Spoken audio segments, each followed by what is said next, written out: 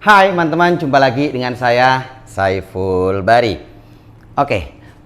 Malam hari ini saya hanya ingin mengajak teman-teman untuk mencoba menggunakan grind size atau skala giling halus ketika menyeduh kopi, terutama untuk manual brew. Namun perlu saya tegaskan bahwa gilingan halus yang dimaksud di video ini bukan sama persis dengan espresso ya. Tidak sehalus espresso, tetap lebih kasar sedikit dibandingkan grind size untuk espresso. Teman-teman, ada beberapa logika dan fakta yang bisa kita jadikan pertimbangan untuk makin optimis menggunakan skala giling halus ini. Yang pertama, seperti yang kita tahu saat ini kopi-kopi yang ada di sekeliling kita sudah lebih baik kualitasnya ketimbang beberapa tahun sebelum ini. Misalnya ketika saya memulai berkenalan dengan kopi di tahun 2010 dibandingkan dengan saat ini, kopi-kopi yang beredar yang diperjualbelikan tentu saja sudah lebih variatif, lebih baik, lebih positif saat ini. Jadi tidak ada alasan bagi kita untuk tidak optimis dalam menyeduh kopi, termasuk ketika menggunakan grind size. Jadi jangan takutlah untuk menggiling kopi dengan skala giling yang halus, meskipun halus ini sekali lagi tidak sehalus espresso ya, lebih kasar dibandingkan espresso. Yang kedua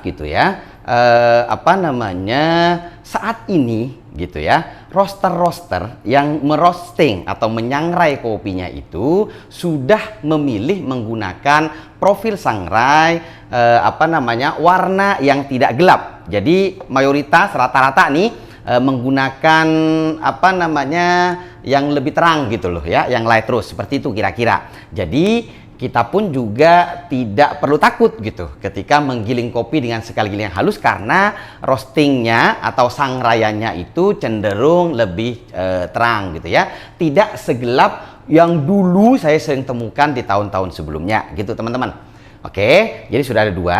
Yang ketiga, biasanya ketika kita menyeduh kopi di warung kita, di kedai kopi, di coffee shop untuk customer, rata-rata kita menggunakan dos yang kecil. Jadi bukan dos yang gede karena biasanya karena pertimbangan modal juga Apalagi kopi yang kita seduh adalah kopi geisha. Rata-rata dos yang kita pakai atau gramasi kopi yang kita gunakan itu antara 10, 12 itu aja ya. Nah, terkecuali memang jualnya cukup mahal, bisa menggunakan dus yang lebih banyak. Begitu teman-teman. Nah, karena itu mengingat dusnya yang kecil sama tidak ada alasan juga untuk takut menggiling kopi dengan skala giling yang halus karena dusnya sudah kecil.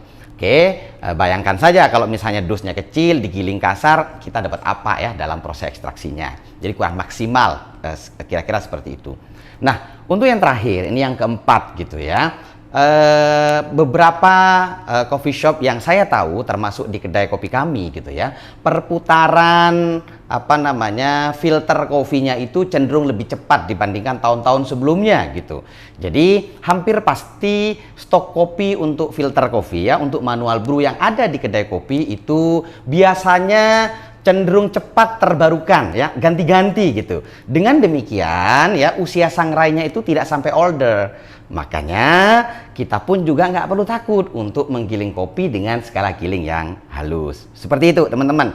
Karena kopinya itu tidak sampai older, tidak sampai berbulan-bulan ada di kedai kopi kita. Rata-rata 2 minggu setelah sangrai 3 minggu, bahkan ada yang seminggu. Itu lebih pas kalau kita giling dengan skala giling yang halus ketika kita melakukan ekstraksi manual brew Itu teman-teman. Nah, artinya apa? Kalau teman-teman memiliki kopi yang tidak didukung oleh minimal 4 alasan ini, jangan nekat juga untuk menggiling kopinya dengan skala giling yang halus Misalnya kopinya gelap, terus dusnya gede, terus kopinya older dan lain sebagainya, sebaliknya jangan digiling halus begitu teman-teman.